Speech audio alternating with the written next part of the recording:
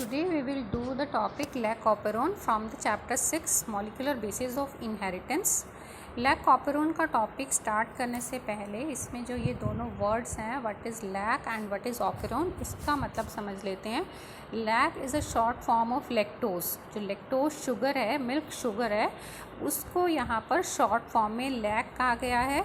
और ऑपेरॉन का मतलब होता है ग्रुप ऑफ जीन्स, यानी सेट ऑफ जीन्स, काफ़ी सारे जीन्स विच कंट्रोल और regulates the metabolism of lactose. Group of genes जो कि लेक्टोज के मेटाबॉलिज्म को रेगुलेट करते हैं in E coli bacteria. Remember this is a method of gene regulation in E coli. ये जो लैक-ओपेरॉन का मेथड है जीन रेगुलेशन का, ये ई कोलाई में है and this is for metabolism of lactose. तो this is known as lac operon because it is for the metabolism of lactose, and it is operon because it contains set of genes which regulate the metabolism of lactose. इसके बाद इसमें दूसरा जो point ध्यान रखना है, यहाँ पर लैक-ओपेरॉन में जो स्ट्रक्चरल जीन्स हैं, there are 3 structural genes which are named as A, Y and Z. ये 3 स्ट्रक्चरल जीन्स हैं जो एंजाइम्स को कोड करते हैं which help in the metabolism of lactose, और we can say digestion of lactose. जो lactose है, because lactose is a double sugar, lactose double sugar है, contains the monomeric unit glucose and galactose. इसमें glucose और galactose की units होती हैं, monomeric units होती हैं. तो after digestion it changes to glucose and galactose which is further use for the production of ATP or the energy used as a raw material by the E. coli. यहाँ पर एक चीज़ जो ध्यान रखनी है कि ये जो 3 स्ट्रक्चरल जीन्स होते हैं लैक-ओपेरॉन में, they have the same promoter, कि इनका जो प्रमोटर होता है वो एक ही होता है. That's why it is polycistronic. जो प्रोकैरियोट्स हैं वहाँ पर ट्रांसक्रिप्शन की प्रोसेस पॉलीसिस्ट्रोनिक होती है. Polycistronic means when structural genes more than 1 structural genes have the same promoter. अगर 3 स्ट्रक्चरल जीन्स हैं और तीनों की एक ही प्रमोटर साइट है तो उस तरह का ट्रांसक्रिप्शन पॉलीसिस्ट्रोनिक होता है. And lack-operon is also that type of transcription जिसमें जो 3 स्ट्रक्चरल जीन A, Y और Z हैं उनका सेम प्रमोटर है.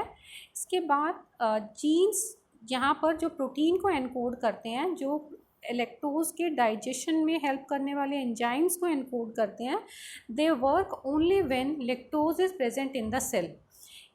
जो because it is a method of gene regulation. तो जीन रेगुलेशन यहाँ पर कैसे होता है कि जो लैक्टोज है, जब लैक्टोज सेल के अंदर प्रेजेंट होगा तभी जो स्ट्रक्चरल जीन्स हैं वो प्रोटीन के लिए कोड करेंगे. Otherwise because it will be a wasteful process, कि अगर लैक्टोज है ही नहीं तो उसको डाइजेशन करने के लिए एंजाइम्स की भी नीड नहीं है. तो अगर उस टाइम पर जीन्स एंजाइम्स को कोड करते हैं तो that will be a wasteful process. वहाँ पर एंजाइम्स को कोड करने का कोई यूज़ नहीं है. तो देयरफॉर जीन्स यहाँ पर एनकोड करते हैं प्रोटीन्स को only when lactose is present in the cell. अब हम पूरा जो लैक-ओपेरॉन मॉडल है उसमें दोनों केसेस करेंगे. फर्स्ट केसेस लैक-ओपेरॉन कैसे वर्क करता है when there is no lactose और no inducer in the cell. Cell के अंदर अगर लैक्टोज नहीं है तब लैक-ओपेरॉन मॉडल कैसे काम कर रहा होता है. अब यहाँ पर आपको जो ये तीनों जीन्स दिखाई दे रहे हैं, पहले यहाँ पे इस डायग्राम में These are 3 genes A, Y, Z.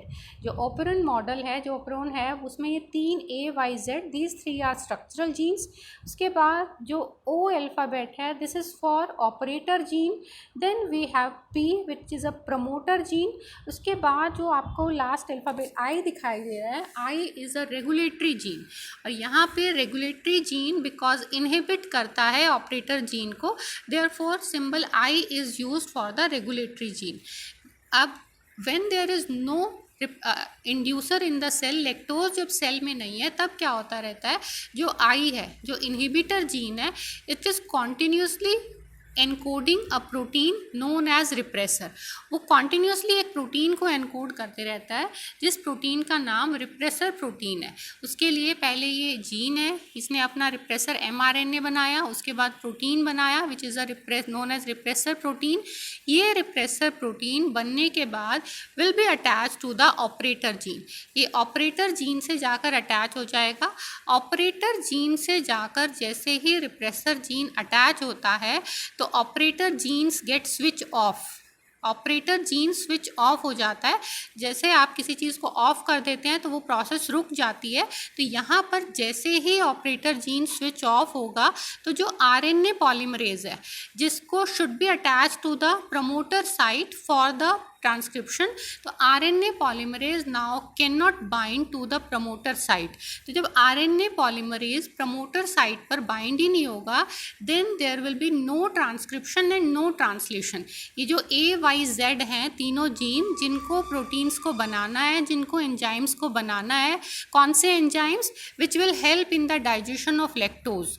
तो ये तीनों एंजाइम ना तो ट्रांसक्रिप्शन करेंगे, तो when there is no transcription no translation तो प्रोसेस जो है वो स्टॉप रहेगी। तो और ये क्यों होती है? Because there is no inducer और there is no lactose in the cell.